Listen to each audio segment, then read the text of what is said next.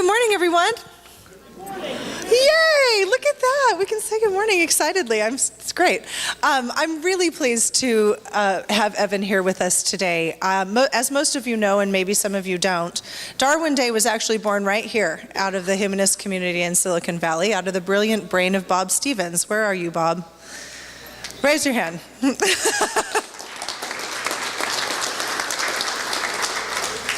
And after some years of wild success and some of life's greatest lessons, failures, Bob has decided to bring Evan on board and created International Darwin Day. So there have been some really exciting things around it, and I am going to hand this over to Evan in just one moment, but I do want to sort of elaborate on Arthur's discussion briefly about the election. The election was held on February 1st. We did have 3 candidates that tied, and in preparation for a runoff election, 2 of the people dropped out of the race. So if anybody wants any further detail about it, because I know we had talked that specific day about having a runoff election, if you want any further details about it, please come see me. And now it is my great pleasure to introduce Evan Clark. Evan, it comes to us from Arizona, where he most recently received 35% of the vote-ish? 35% of the vote for an atheist candidate in Arizona. How many of us know how horrible Arizona is? Yeah, so that's really amazing to get 35%, a third of the vote for an atheist candidate in a place that really doesn't like people very much, and especially those of non-belief. So we're fortunate not only to have Evan here for the discussion about where Darwin Day is going and where it went this year, which was fairly exciting, but also, to sort of talk about how we can politically become active and see our vision come to fruition faster than what we had originally anticipated. Everyone, Evan Clark. Thank you. Let me see if I can just test this real quick. Is it going to freeze on me? Oh, I've got it on the wrong screen. Here we go. Well, thank you. This is really exciting for me because this is the birthplace of Darwin Day. If you haven't, please take the time to go on darwinday.org and read up on the history. Bob Stevens is the founder, in a lot of ways, of Darwin Day, even though it has expanded globally since then. It's exciting to think about a social movement, but what about a holiday movement? And to think all movements have a birthplace, or they have a spark that ignited it. And while people have been talking about celebrating Darwin Day ever since he died, the modern Darwin Day movement started here in the 90s, and that is almost completely because of Bob. So make sure to thank him 100 times over. And I just,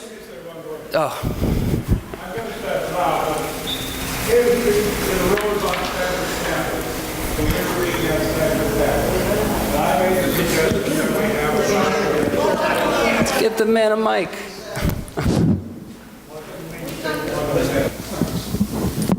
Someone bring it. It did not arise in this auditorium. It arose when we were meeting over at Stanford University.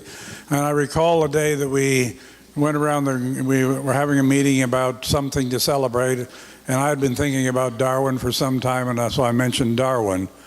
And out of that grew, 2 years later, we had our first Darwin Day in Kresge Auditorium over on the campus. And we had about 600, well, we actually charged for it, and we had about 600 people there, standing room only at that first Darwin Day celebration. So over the years, it has had its ups and downs, and we have a new start now under Evan's tutelage, so to speak. At least he's created a new website for us. Thank you so much, Evan, and I just wanted to say a couple of words. I didn't really intend to, but I couldn't stay sitting down. That's fine. Thank you.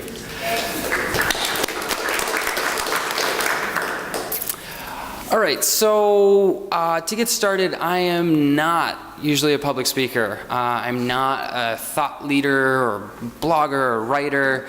I'm a creative. I'm an organizer. I'm a political activist. So I'm not used to giving presentations like this necessarily, though I'm excited and I will give more in the future if asked. I really, I'm going to show you a piece of art that someone on the internet made a few years ago that can get us excited, because one thing I can do is get very excited about things. And I'm going to try to use my enthusiasm to talk about the future of Darwin Day with you.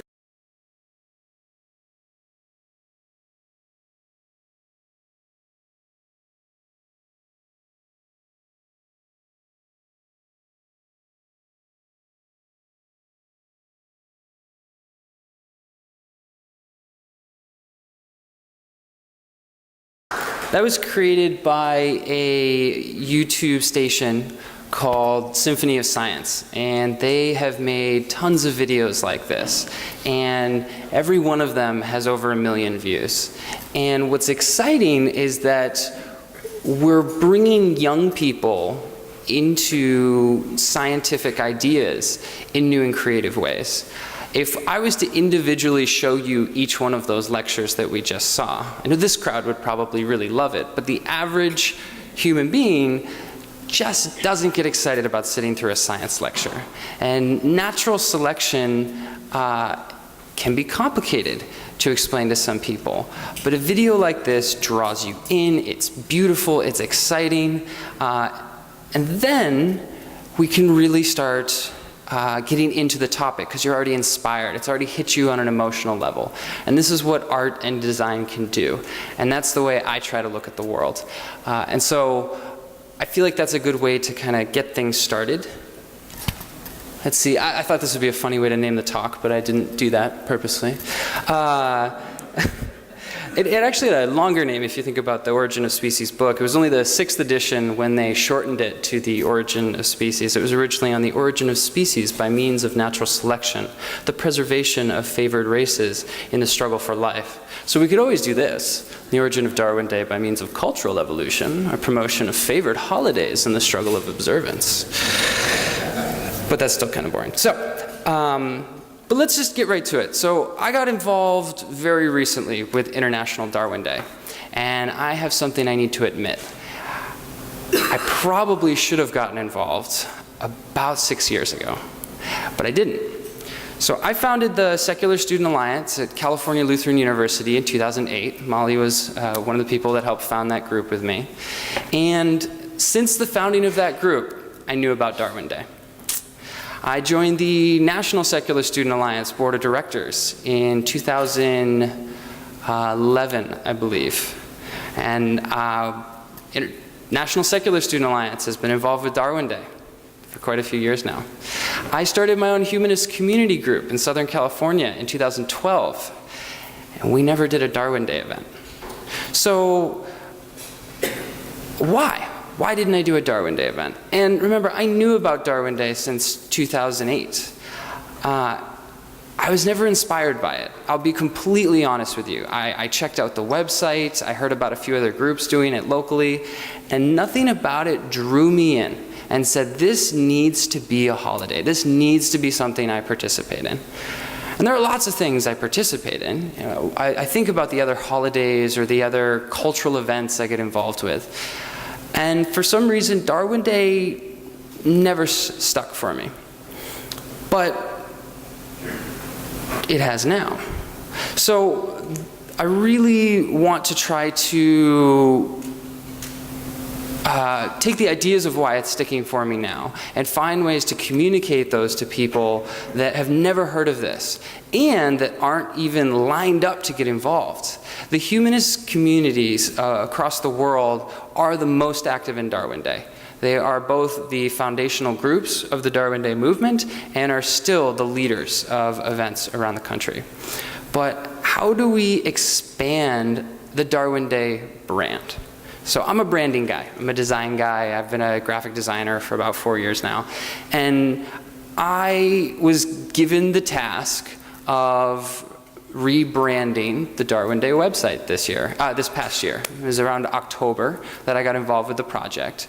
And DarwinDay.org had been in existence for a while, and it was in its second phase as a design, but I had this question I need to answer. How can I make this as accessible and exciting for not just my generation, not just millions of people around the world, but so that it can evolve? Because we really need to think about the goals of Darwin Day. If it's small, if it's just for us to throw little parties where we all go, hey, we love Darwin, but it doesn't grow at all, I don't see the point, and I wouldn't get involved. What inspires me about Darwin Day is that looking long term, I can see a future in which this is a national holiday. I can see a day where the United Nations recognizes Darwin Day. I can see celebrations on every continent and in every country, in elementary schools, in senior homes, in every conceivable place. We're celebrating one of the greatest scientific minds and inspirational figures that has walked Earth. So again, that question is, how do you brand Darwin? Because yes, Darwin Day as a movement is something you can brand, but you can't get by the guy, right? What is Darwin Day without Charles Darwin? So that was the first question you asked. I asked. My favorite part of the Darwin story is the fact that he jumped on a boat and traveled the world for 5 years. He had no idea what he was getting himself into. Think about how courageous that is. If you all could tomorrow take an adventure where you have no idea where you're going to be 2 to 5 years from now, and you're going to visit half the world. It's incredible. It's absolutely incredible. And I think that's visceral, and I think we can I can do this. Here we go. No. Okay. Dun, dun, dun. Slide 2. And I think we can get people excited about that. So I now like to think about the Darwin brand and the Darwin Day brand through this 22-year-old frame. This young man, he studied a little geology, he comes from a family of naturalists, he's from high society but still trying to figure life out, and he takes on the world. That is exciting. And so when we focused on the rebrand of DarwinDay.org, there are 3 phrases that really came to mind, and we decided to just throw them right on the homepage of the website. And one is perpetual curiosity, which I think Darwin absolutely embodied. Hunger for truth and intellectual bravery.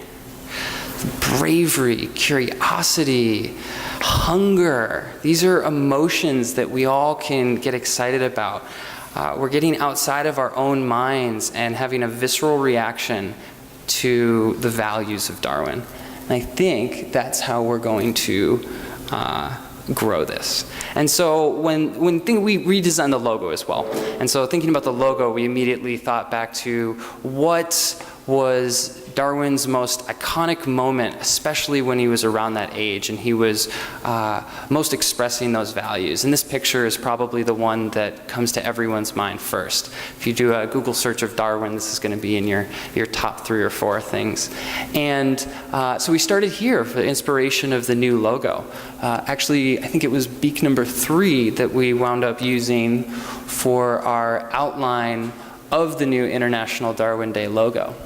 And we found one of his own drawings that kind of perfectly inspired what came to be this finch, this young, I hate to say it's young, right? I don't actually know the age of a cartoon bird, but it's very forward and exciting. We went for bright colors. We wanted to make it as lively as possible. It looks like it could just hop off the page, doesn't it? And that's something I'm going to make my designer do in the future someday, is actually animate it. But until then, it's really inspiring. And that's what we're trying to go for. Even the Darwin Day website, all the imagery is designed around you thinking through the frame of a young person expressing the values Darwin has. This table feels like I'm about to go on an adventure. And so many pieces of imagery we used for the website and brand try to capture that. So let's talk about Darwin Day 2015, because while I was involved in the website and logo design, I also got involved in the planning and publicity of kind of this international movement. And like you are probably asking right now, I'm still asking myself, what does that mean? What does it mean to try to plan or build publicity for something that has already been organically and inorganically been worked on for a while now? But we'll just start with what happened this year, and then we'll go from there. So we have some great information because of the new Darwin Day website. We have this beautiful map, and I should have put a picture up here, but the entire world now has dots on it. And we had over 220 events registered on the website. There are still about 20 or 30 events that haven't happened yet, one being this one, post-Darwin Day. And there were events in over 21 countries. I get email notifications when new events are submitted, and so for the past 3 weeks I've been jumping up almost every morning. We have another country, we have another country. I remember very quickly we had about 4 or 5 countries, US, Canada, UK, and then suddenly Burundi, Africa popped up on the map, and Taiwan popped up on the map, and then Portugal and Russia. It's incredible to think about how absolutely global this is now, and how just a few years ago this was a talk at Stanford. It's really, really incredible. And we had events in over 39 states, and 40 if you want to count Puerto Rico. So this is a map. Let's go into the website data a little bit. So I have a lot of analytics data on the website. And this is a map of all the countries that visited darwinday.org just in the past 5 weeks. So we had over 160 nations or territories visit the Darwin Day website, which is extremely exciting. Again, people are finding this in every corner of the planet. This is users that visited the website. That peak over there is Darwin Day, February 12th. From January 12th, I think January 11th, January 12th, when we actually launched the new website design, for the next 4 weeks, we had about 15,000 people, unique people, visit the website, which I was excited about. Of the websites I've worked on, that's definitely the most traffic I've seen. And then suddenly, February 12th hits, right? And we're expecting a lot of traffic, but it doubled. We suddenly got to 30,000 people because of that one day of traffic. And so we've had 30,000 people visit the Darwin Day website in just the past 50 days. Yeah, it comes out to about 88,000 page views, but what's exciting to me is 85% of those were new. It wasn't, I know I visited the website a lot, but I didn't make up 15,000 views. Yeah, and we're seeing people stay on the website. We had average session around a minute 30, minute 40, and our bounce rate's pretty nice if you like to follow website tracking at all. It can be better, it can always be better, but it's pretty good. Demographics was interesting too. We had, it's got a little blurry here, but this is the age demographics of the website. What I really want to emphasize when thinking about Darwin Day long term is young people, and if they're interacting with the website or not, right? Does this movement have a future? Because then we have to look at young people. And 61% of users on the website were under age 35, and 76% were under 45. Overwhelmingly, the people visiting our website, and our website has informational materials, has event materials, and has the history of Darwin, darwinday.org, and the history of Darwin. 76%, that's huge. That's so many people. I remember we had 30,000 people in just 5 weeks, and 75% of them under 45. So this is exciting. There's a lot of potential in what we're doing, and people are visiting our website. Okay. I think I lost some other data I had, but that's okay. Who needs that slide? So the federal holiday. So putting Darwin Day in perspective, if we are thinking about this as an actual holiday movement, we need to think about what have become actual holidays in the United States. Do we want to become a national holiday? I do. I personally think we set the bar high, and if we fail, we failed going for everything. So this is a list of every federal holiday in the United States currently. New Year's Day, Independence Day, Thanksgiving Day, Christmas, George Washington's birthday, Memorial Day, which was formerly Decoration Day, Labor Day, Armistice Day, which became Veterans Day, Inauguration Day, which is only celebrated in DC every 4 years, Columbus Day, and Martin Luther King Jr. Day. And I'm going to read something from the Congressional Research Service, which is part of the Library of Congress, talking about these holidays. The United States has established the following 11 pertinent federal holidays, and that's the list. I won't read the list to you.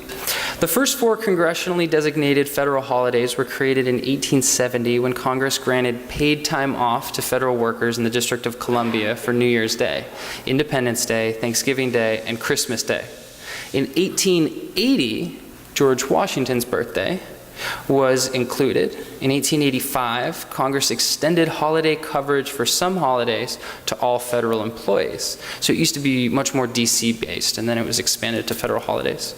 Although Thanksgiving Day was included in the first holiday bill in 1870, it was not until 1941 that Congress specifically designated the 4th Thursday of November as the official date. Since 1888, Congress has added 6 federal holidays, which are Memorial Day, Labor Day, Veterans Day, Inauguration Day, Columbus Day, and Martin Luther King Jr.'s birthday. And in 1954, Armistice Day was, the name was changed to Veterans Day. But it's really fascinating for me because these two were really not long ago. I mean, Columbus Day and Martin Luther King Day are fascinating to me when looking at this list. A lot of these go kind of with what I would expect for a young country, the United States being a young country, right? A Veterans Day, a Memorial Day. Labor Day maybe is a little unique, but there was a huge labor movements at the time. George Washington's birthday. So every holiday we've had or tried to celebrate in the United States has been related to pretty much our presidents or our leadership. So how the heck did we get some random explorer, right? Well, I guess not so random. He was a big explorer, and Martin Luther King Jr. To me, we should look at those, and maybe there's something we can learn about how we can get a holiday, either in the United States or in the United Nations or in another country. And so I spent some time looking at it, and Columbus Day it was 1963, became an official holiday. And there were several reasons, again, this is from the Congressional Research Service, and they wrote, several reasons were offered for creating Columbus Day at the federal level. Among the most prominent was that observance was already an established holiday in 45 states. So 45 states decided they were going to celebrate Columbus Day before it became a national holiday. By also commemorating Columbus's voyage to the New World, Congress believed that the nation would be honoring the courage and determination which enabled generations of immigrants from many nations to find freedom and opportunity in America. Such a holiday would, according to a Senate report, also provide, quote, an annual reaffirmation by the American people of their faith in the future, a declaration of willingness to face with confidence the imponderables of unknown tomorrows. Sounds beautiful, doesn't it? Yet if you actually have studied Columbus at all, he was kind of genocidal. He was kind of rough on the native populations he ran into. And we have this as a national holiday. Now, if I had a choice, I would drop Columbus Day and upgrade Darwin Day tomorrow. But maybe we can learn from this. And I think actually the 45 state model is a lot we can learn from, and we should be talking about that. There are 2 ways that you can probably create a national holiday in the United States. And one is going to be a really strong DC-focused movement, which we'll talk about next with Martin Luther King Day, or you're going to have more of an organic grassroots movement where it's basically already a thing, and the national government is essentially making it part of their law and practice. So let's then look at Martin Luther King Day. So he was assassinated in Tennessee, Memphis, Tennessee in 1968 on April 4th. And after his death, United States Representative John Connors, I believe, a Democrat of Michigan, and United States Senator Edward Brooke, a Republican from Massachusetts, introduced a bill in Congress to make King's birthday a national holiday. So within a year of his assassination, there were talks about a national holiday. And this is the timeline that then took place after that. So for the next 11 years, they worked on trying to establish a national holiday. And in 1979, it got the closest that it ever did until it became a holiday. And what happened was they had a full vote on the floor. And it was during a, I forget the name of the session, where there was some strange rules. And so they needed a 2/3 vote, and they fell 5 votes short. And that made a lot of news and publicity. This was a big deal. And there were a lot of arguments against Darwin Day. A lot of people calling him a communist or ties to communism. They wanted to open his FBI file, right? I mean, we know of the critiques of Martin Luther King Jr. But how close they got in an 11-year period is mind-blowing to me. That would be 7 years from now, me waking up and hearing on the news that there was a House floor vote on Darwin Day. How exciting would that be? I mean, 7 years from now, that's incredible.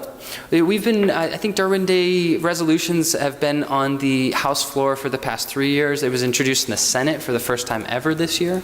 It's just picking up more than one sponsor. It's exciting. We're at the beginning of an actual movement here. But it took 11 years to get to a place for Martin Luther King Jr. Day. And this is probably the most momentum you will ever see in a federal holiday, unless we can do a little bit better. But this is incredible momentum. And so in 1979, all those that were working on trying to establish a national holiday got together, and they started having conversations about how are we actually going to break past this barrier? How are we going to get Congress to change their mind and pass it? And they decided to go for a cultural shift. They always had a legislative strategy, and that was mostly to focus on the bill that had been presented for the past 11 years. And this is when they decided to go look for celebrities and go look for local community activities. And the breaking point everybody points to is when Stevie Wonder wrote his Happy Birthday song, which essentially calls anybody who isn't in support of a Martin Luther King Jr. Day a bad person. And go listen to the song. It's still a beautiful song. Stevie Wonder is wonderful as usual. But this was a huge tipping point. Suddenly culture got really excited about it, and there was a revitalized movement to pass it. And of course, then Reagan takes office in 1981, and immediately he makes a public statement: I will not support a Martin Luther King Jr. Day. But there became way too much public pressure, and by 1983, the bill passes. And Reagan, though he makes lots of public comments and backdoor comments that have since become public, essentially saying that he doesn't support it, he bit his tongue and signed the bill in 1983. And by 1986, we observed the first Martin Luther King Jr. Day.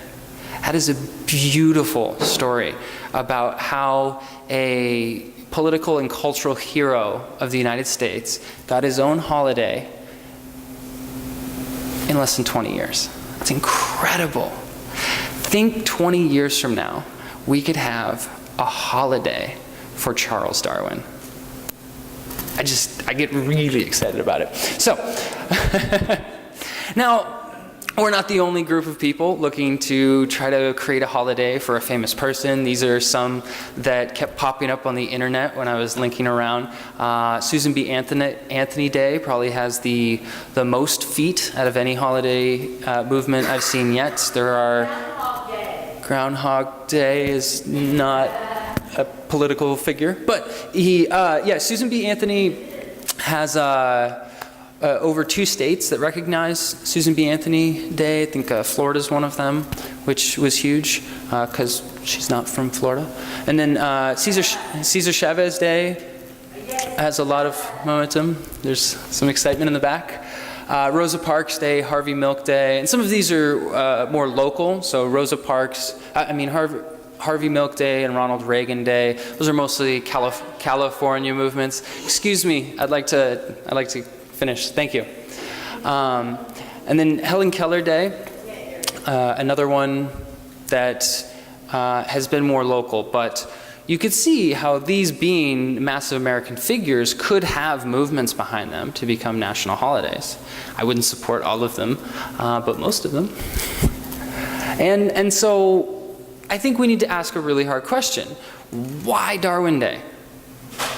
I mean, I'm trying to invest my time and my money and my effort into this. Bob's invested more time and money and effort than probably anyone on Earth right now into this movement. So why though? Why Darwin Day? Why not drop it and go, you know what, let's do a Susan B. Anthony Day? I think, okay, you don't have to answer right now, but I really want us to be thinking about that, because I think our answers to that are going to be our strongest talking points and what we build a strategy around moving forward. And for me, it's really obvious. I mean, this was one of the most groundbreaking scientific revelations in our history. I think Dawkins was quoted as saying, if we were to interact with an intelligent a species from another planet, right? If they were to interact with extraterrestrial, thank you. The thing that we could actually say to prove our intelligence is to know our origins. And the only way we can know our origins is through Darwinian natural selection. And that's incredible to think that this is probably the most groundbreaking idea for our understanding of where we came from. And it has influenced art, philosophy, culture, politics, economics. There's not one sector of the world and one academic field that has not been impacted by Darwin. So this is why I get excited about it, and I think Darwin can go above all of the other holiday movements. But we need to communicate that. And there are some places we really need to do that to get this moving quickly. And there's national governments, there's local governments, there's international organizations. And I'm going to read for you a vision statement we wrote up when we got started on this project, and I want to see if it gets you excited. Darwin Day will inspire people everywhere to celebrate and reflect on the principles of intellectual bravery, perpetual curiosity, and hunger for truth as embodied in Charles Darwin. It will be a day of activism and international cooperation to promote science, education, and human well-being. Local and state governments will close in commemoration of the day, and organizations and businesses will celebrate by engaging in community outreach centered around science as a tool for the betterment of humanity. Darwin Day will be observed by the United Nations and its members as an opportunity for international partnership through the common language of science and the common good of all. Imagine a holiday like Martin Luther King Day, centered on action. A holiday bringing communities together to work collaboratively for something bigger than themselves. But rather than the focus on the kind of service exemplified by MLK Day, this holiday will inspire community activities centered around a different but equally noble goal. Darwin Day would bring communities together to work collaboratively on projects focused around scientific thinking, intellectual bravery, and perpetual curiosity and that hunger for truth. That is exciting. That is a holiday I want to be involved in. And we need it. We need it. I was interviewed by a South African radio station a few days ago about Darwin Day, and almost all of their questions were, does anyone in America actually believe in evolution? That should not be the first question we're asked about Darwin Day. There is a need for Darwin's values in our culture and our long-term success as a world society. So these are the 5 things I'm proposing we really need to focus on moving forward. And that is to define the why, which is and I'll get into each one of these a little bit. Prioritize the grassroots, truly globalize, establish the brand, and penetrate new communities. All right, let's see if I didn't organize it that well. That's okay. So define the why. If you haven't seen this before, I'm not going to play the whole thing. I'm actually not going to play any of it, but I just wanted to link to it.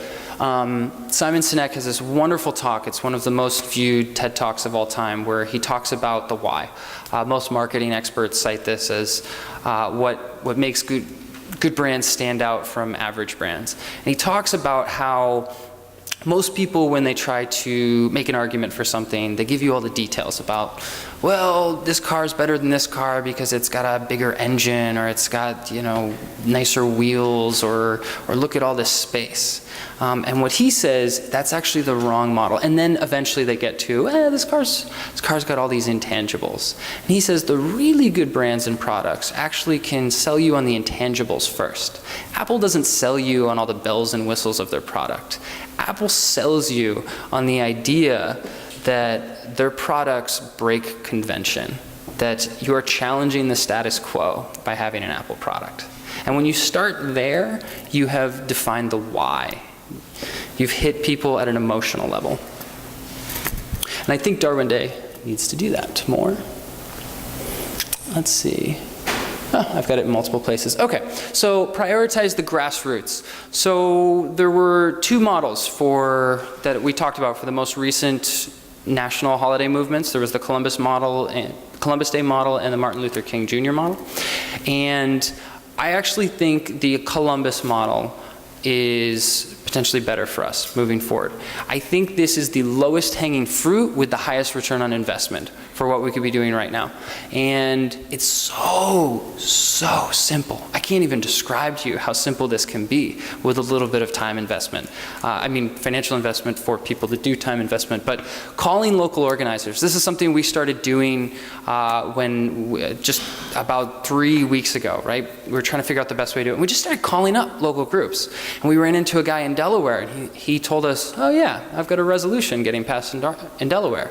We said, what? Nobody told us there's a resolution moving in proclamation in Delaware.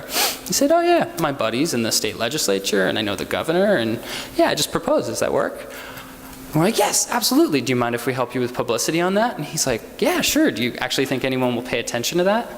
Within 2 weeks, this became the largest story on Darwin Day in the country. The governor of Delaware signed a proclamation declaring February 12th International Darwin Day. Right.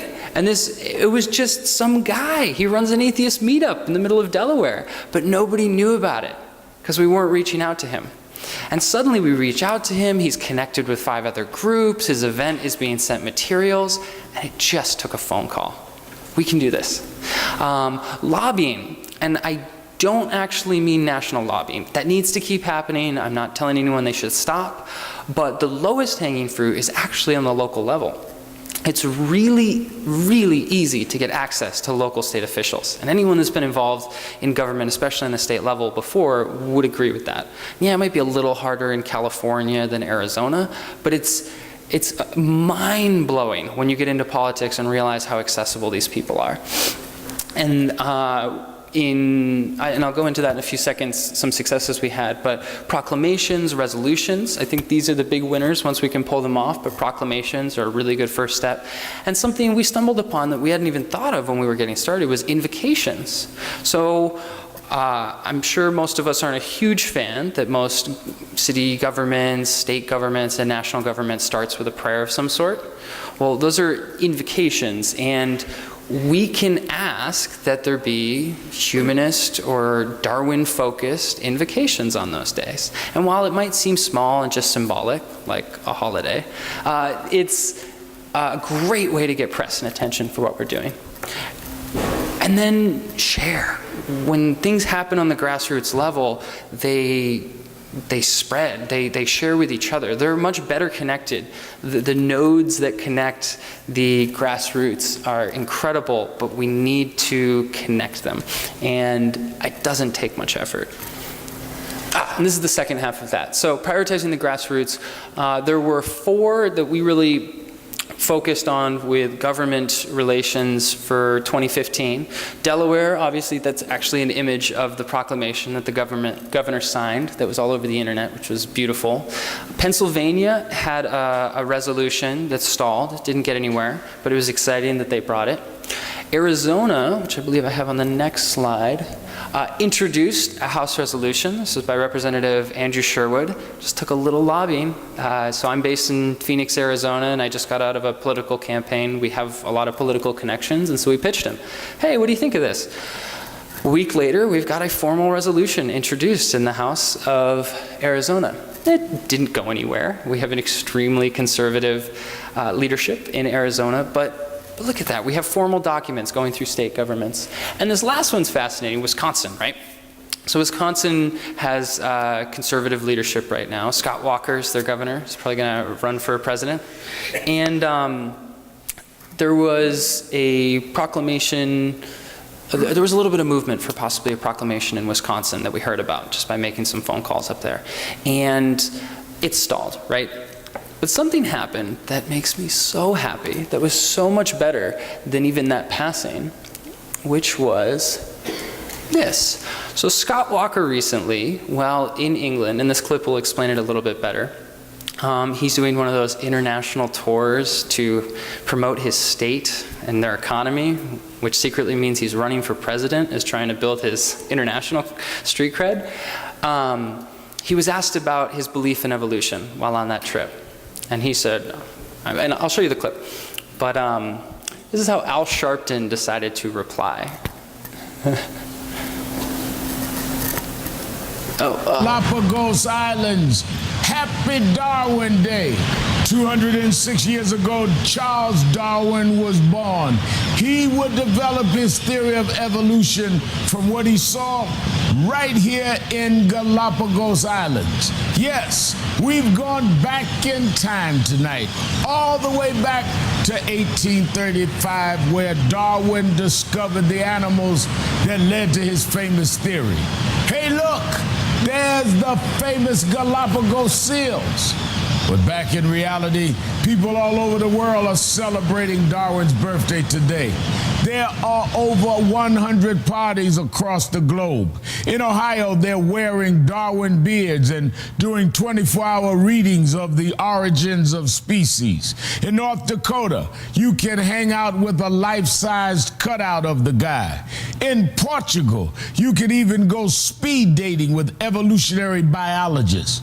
But one guy who hasn't RSVP'd to the parties, Wisconsin Governor Scott Walker, who was asked if he believed in evolution. Are you comfortable with the idea of evolution? Do you believe in it? Do you accept it? For me, I'm gonna punt on that one as well. No. That does you Really? That's a question a politician shouldn't be involved in one way or the other.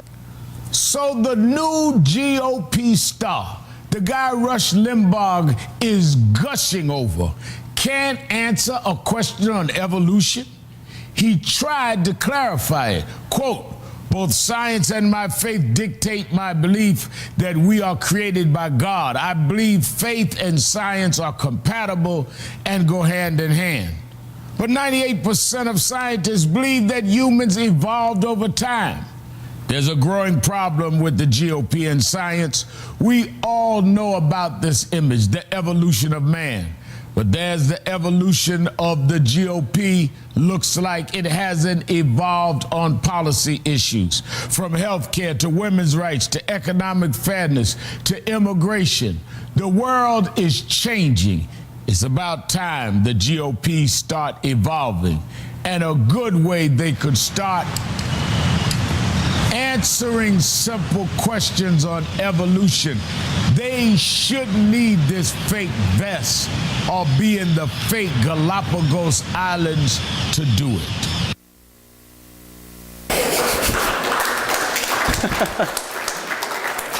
So the headline for Al Sharpton's theater, we'll say here, was Al Sharpton awkwardly attacks Scott Walker, right? So the right was trying to make fun of Al Sharpton for what he was doing. And frankly, it is a little strange the way he's being so theatric going after Scott Walker. But look at the publicity we just got for Darwin Day. This was the only national news coverage on television that we got for International Darwin Day in 2015. This is incredible, and it's, you know, it's Al Sharpton, who as a media figure I think is kind of hilarious. I think he's a really good political activist, but he's sure filling a strange role right now on MSNBC. And but yeah, we need to find ways to, because this is going to happen organically, right? Scott Walker is going to say something stupid, and Al Sharpton's going to want to fight him, and he'll use any tool, any brick he can throw, and it happened to be Darwin Day this year. But we need to make it so Darwin Day is something that major political figures, media figures, thought leaders think about. We need it to be in every state in the country, and we need it in all forms of media for people to, so that stuff like this happens more often. But I think that's a better result for Wisconsin than a bill not getting anywhere. Okay. I'm talking much longer than I thought I would. All right, I think the third point was truly globalize. So again, this is some stats on the website. You can't really read that, but that says 62% came from the United States, 7.6% from the United Kingdom, and 4.3% from Canada. Together, that means 75% of all traffic to darwinday.org came from the three countries it's always been most popular in. If we want this holiday to really take off and actually own the name International Darwin Day, it has to keep growing. I spoke to leaders in Ireland, China. I spoke to a South African radio station. We connected with a guy in Chile about this holiday. And there's excitement, there's buzz, but it needs to spread, and we need to focus on spreading it there. I think if we just assume it will leave our borders, we're going to wait far too long. Italy, there was actually an event posted this morning, a new event in Italy. So it's exciting to see them. When I just mentioned I spoke to a guy in Chile. A few days before Darwin Day, a guy posted a project on Lego Ideas, which is where you can design your own Lego project, and then if you get 10,000 people to support it, Legos will actually consider building the project. So he created a HMS Beagle Lego set, and so it's currently at about 3,000 I guess likes, I'm not sure what to say, supporting votes, and I'd love for you to check this out. But I think things like this can be a fun way to globalize the conversation and to get to demographics we haven't before. Doesn't Darwin look like a great Lego figure? Okay, establish the brand. So this is So this is my favorite topic usually. There's a great book called Made to Stick, which I highly recommend, by Heath and Heath. It's two brothers. And they talk about the way to make things sticky and sticky ideas. They got that from Malcolm Gladwell's Tipping Point. He talked about how things gain relevance over time. Essentially, they explode, right? How an idea can explode. And for really good ideas to be sticky, they have to be simple, unexpected, concrete, credible, emotional, and use stories. And we can do all of these much more with Darwin Day. I think when we actually put some time and investment into these, we can see huge returns. But currently, we've just kind of been going where we can. I feel like there needs to be much more attention put on how to actually create the ideas that can go viral.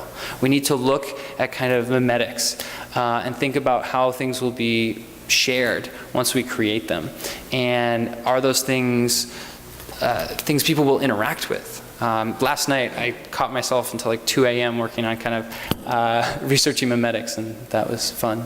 So I'm going to show you this quick video, and I think I'll end on this after this. And this is an idea, this is something that Bill Nye put up just a few months before Darwin Day happened. And it was a cute little video he makes. And Bill Nye has actually gained a lot of recent fame over the past few years because of the internet. He's rebuilt his brand to a new generation with YouTube.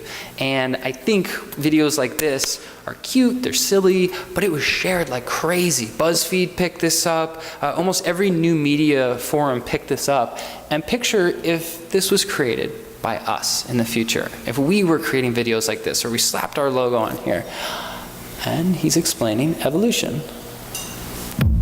Hi, Bill Nye here, explaining evolution with emoji. Take a look at this one. It's a molecule. Now, molecules just happen. Look at any asteroid. It's loaded with amino acids, a carbon and oxygen, oxygen. Well, somehow, probably with energy from the sun, these molecules hooked together and accidentally found ways to reproduce themselves, the same way crystals reproduce if you leave them alone for a while. Anyway, these self-replicating molecules could not make perfect copies of themselves, and the imperfections that helped them make more copies stayed there, kept getting reproduced and reproduced and reproduced. And pretty soon you had complicated things like bacteria. And then you got multiple bacteria becoming multiple multicellular organisms like poison ivy plants and barnacles and sea jellies and even my old boss. And the key to this is time. People used to think the Earth was a few thousand years old.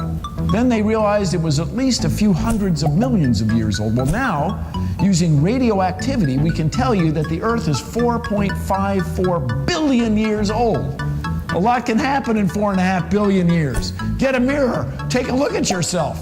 We are all a result of evolution. This has been Imagical Science. This has been Imagical. Great. So that is not a super high quality, $1 million project video. We can make those. We can make Darwin Day an exciting holiday, and we can spread it. So this is my goal, for us to break into the future by using modern media and exciting, sticky ideas. Thank you.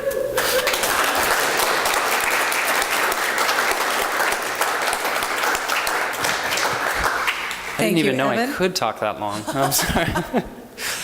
We have a couple minutes for questions for everybody, but before questions start, I just want to let you guys know Dominic has been taking pictures.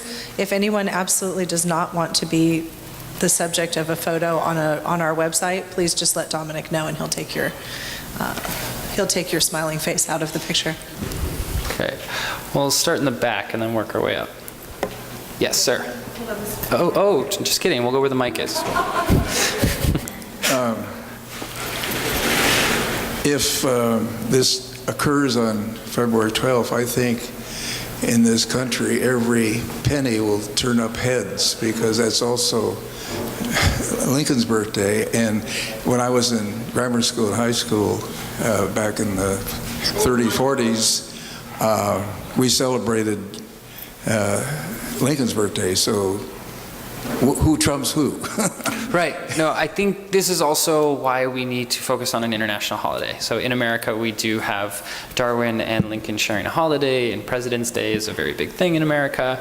And I've heard a lot of people go, let's just celebrate Lincoln. Why not, right? But I think the unique values of Darwin and what this holiday can mean for our culture ultimately will be more important and can be part. I mean, we could have the first truly international holiday for a figure.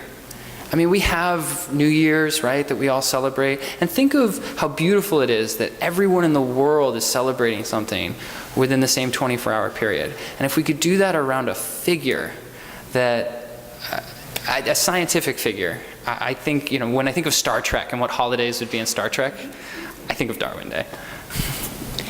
If you're hoping to go the route of legislative action, don't you think it's dangerous to have this associated with the Republican Party? I mean, that politicizes it and gives you some real difficulties, I think.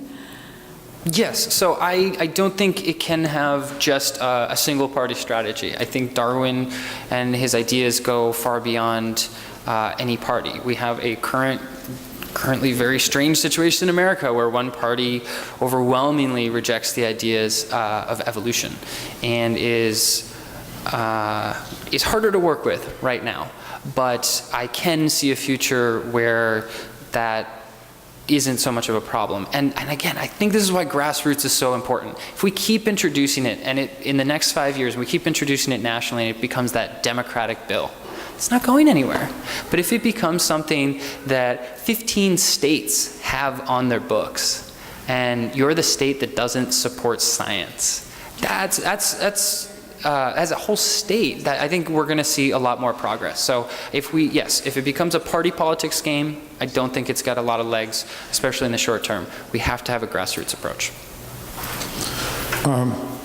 This is Bob Gaunt. I just one brief comment is that I saw a survey once about who had the most positive influence in history, and it wasn't Darwin, it was Isaac Newton. Because we have all these machines and all kinds of stuff. But there's an important distinction. Isaac Newton's theories are generally accepted, whereas evolution is not. It seems that in this country, about 50% of Americans don't believe it. And I think the problem here is they also don't believe in the Big Bang Theory, a lot of people, because of their religion. And so there's a significant percentage of people do not take science seriously. If it conflicts with their religion, and this now is a problem with global warming, because a significant percentage of the public, maybe 30% or so, because they don't recognize scientists as being experts in anything. Yep. They're skeptical about global warming. Great. Yeah. So I think this is a serious problem. There's a general problem of people who don't trust what scientists are saying. Let me try to answer that. So, yes. How do you pick one scientist over another, right? I was having this conversation on the car ride to the airport here. Why Darwin over Newton or Galileo? I mean, there are so many scientific figures we could point to that have radically changed the world with their ideas. And it is hard to rank them. That was another question I got on the South African radio station. How do you think this compares to Newton ideas? And I'm trying to go, they're not comparable. They're both amazing. But why I think a celebration around Darwin is so much more important is actually because of that divide, because there are so few people that believe in evolution in America. I think one of the largest dangers we have to society when we think about things like climate change is anti-science beliefs. And while Newton is an incredible figure, he doesn't polarize as much. People don't reject all of science when they think about Newton's ideas, but they do with Darwin. So to support Darwin in our current modern culture is to support science. And that is the only way we're going to have a very prosperous future. Yes? Hi, yes, I'm kind of wondering, seeing as Darwin is actually an English person, how active the British have been to be interested in the International Darwin Day, and whether or not they're participating in your efforts. Yes, so there were a lot of English events, and we can pull them up on the website later. British Humanist Association has worked with local groups to throw very large events. Probably some of the largest events in the world. I know the lecture series they do. I'm blanking on the details, but yes, England is very involved in this. I mean, they're many steps ahead of us, right? Darwin's face is on the money. It is on the bills in England. So I would think that those countries actually have much more progress on a potential Darwin Day. Yet America seems to have the largest movement on it, probably because we have the most religious backlash. We feel more of a need. But ultimately, I think it can grow in England too, and all of the UK. I spoke to a leader in Ireland, and they told me about events in Northern Ireland that nobody had any idea about. We need to focus again on the grassroots. I think this is the way it's going to succeed. If we go top down, we're going to be trying to control a bull that is out of control. This is an organic movement, and what we need to do is empower more bulls. When you were listing the holidays which became official, yes, Lincoln's birthday became official. And then later they combined it with Washington to make President's Day. But as far as looking at how things happened, yes, Lincoln's birthday should have been in there. Okay. Questions, people, questions. If we all here believe that this planet is doing some kind of a elliptical pattern around this sun up here, then I think that Darwin Day makes us human beings realize that we evolved on this planet. You have a lot of blowback in this country because last time we looked at our money and we pledged allegiance, we still believe in God and we trust in God. So what I'm getting at is how much political blowback have you been getting? And I guess the best way to accomplish this in America would be at the local level, so that you have Darwin Days in cities, or you have Darwin Days in counties, or you have Darwin Days in states.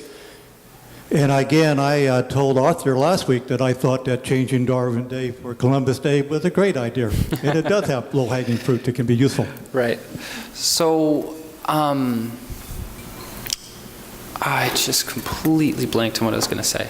Darwin Day, political blowback, right. Oh man, it's killing me. So the political blowback, there was one major instance we saw that wasn't actually very political. It was Ken Ham of the creationist group. He tried to have a Twitter campaign that said, I'd have to pull it up, but like why Darwin Day is wrong, essentially. And it got some attention online, right? And mostly people making fun of Ken Ham. Right now, we don't actually have kind of an organized counter movement to Darwin Day. There was a second part to your question that I'm completely blanking on. But I had a good answer. So catch me afterwards. Yes. Oh, wherever the microphone is, I'm sorry. I wanted to get your feedback on an experience. Oh, thank you. Give me 1 second. I'm sorry. I just remembered it. That's cool. Penetrating new communities. The religious community. So belief in evolution and religious belief are not mutually exclusive. We know that most religious people actually, especially more liberal religious beliefs, do believe in evolution. I mean, around the world, when we look at other countries and you look at religious populations, they believe in evolution. So there really shouldn't be as large of a conflict as we feel and see in America. And I actually think one of the largest groups we need to target for allies and promotion of Darwin Day next to grow the grassroots movement are religious communities. I really think we need to be approaching churches and asking them, how are you celebrating Darwin Day? And that is part of the evolution of this holiday. If it stays a humanist movement holiday, it will die. It will not gain feet. This needs to be diversified as much as possible. There you go. I wanted to get your feedback on an experience I had. This is my first year that I was forced to take, or I felt like I was forced to take Christmas Eve and Christmas Day off. Mm-hmm. And I was very resentful about that this year. And basically when I heard you talk about this today, it resonated with me because like I don't have a holiday that resonates with who I am, but I'm forced to celebrate Christmas Eve and Christmas Day and forced to take those days off without pay. So I lose income on Christmas Eve and Christmas Day, but I need, like my holiday does not get, like where do I fit in that whole, experience of a holiday? So I wanted to know if other people are expressing that with us. I'm sure. Yeah, well, and there's lots of things we could discuss if we're talking about things that symbolize communities especially. I mean, like a winter solstice could be a really good answer to that question. But if we're talking about a political figure gaining a holiday, I do think Darwin's going to be the most universal moving forward.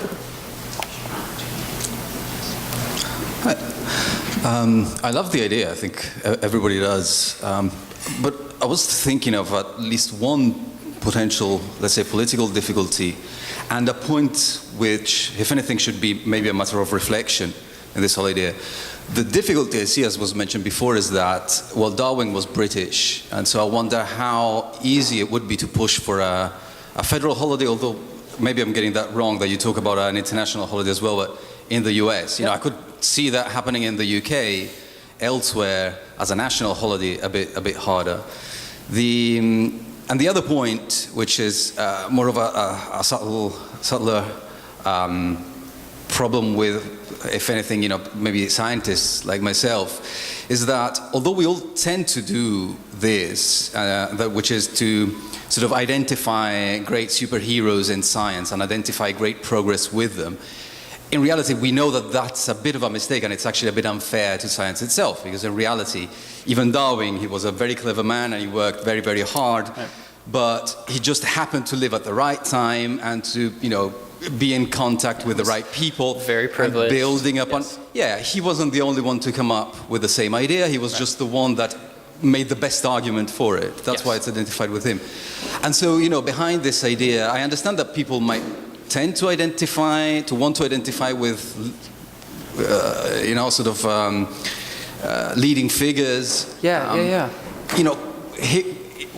If the aim is to sort of push a truly sort of skeptical and scientific approach to reason, then I'm not entirely sure that's the right way to go. Absolutely. This is a great question. So this is a question Martin Luther King Jr. Day, the organizers probably had to ask as well. And there are people actually trying to make Martin Luther King Jr. Day an international holiday. There are people that say, let's use him as a symbol for peace and community building and nonviolent resistance as an international celebration.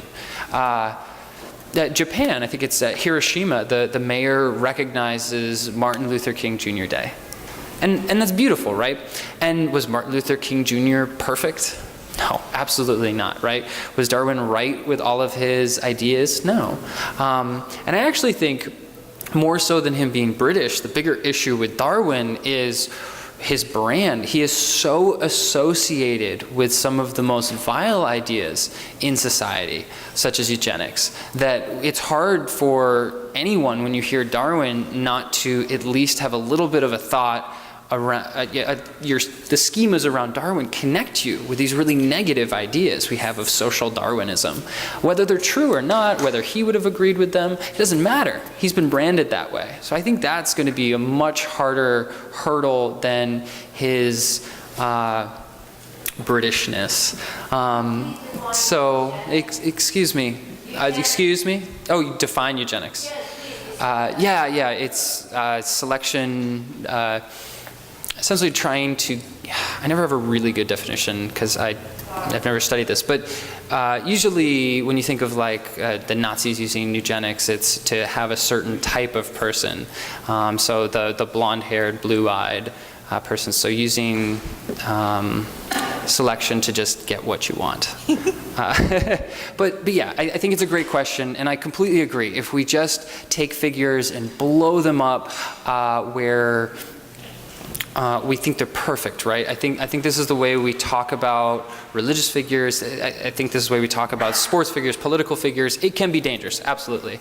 But there's so much good, I would argue, at least, that has come from Martin Luther King Jr. Day and how it has become a day of service and has become a day that symbolizes communities coming together.